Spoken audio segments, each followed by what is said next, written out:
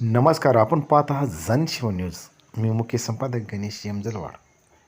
नागपूरमध्ये दीक्षाभूमी संदर्भात आंदोलने जे झाली त्या संदर्भात वंचित बहुजन आघाडीचे राष्ट्रीय अध्यक्ष श्री माननीय ॲडव्होकेट प्रकाश आंबेडकर साहेब यांनी आपली टिप्पणी केली आणि त्यानंतर महाराष्ट्राचे गृहमंत्री देवेंद्र फडणवीस यांनीही आपले विचार मांडून तथ्ये समोर ठेवली.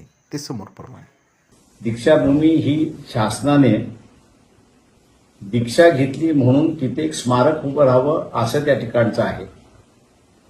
विजयादशमीला लाखो लोक येतात, याच्याबद्दल दुमत नाही, पण त्यांनी कधीही आम्हाला पार्किंगला जागा मिळत नाही अशी तक्रार केलेली नाही.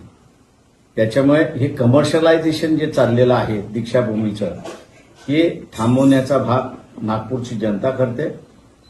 ट्रस्टीजना आम्ही असं आवाहन करतोय की तुम्ही हे थांबवा. पार्किंगची काहीही गरज नाही. आपण थांबवलं नाही तर लोक आपल्या विरोधात जातील, एवढं फक्त त्यांनी लक्षात घ्यावं. वंचित बहुजन आघाडी हे आंदोलन करण्याच्या पाठीमागे आहे. परंतु सरकारने 200 कोटी रुपये जे दिले ते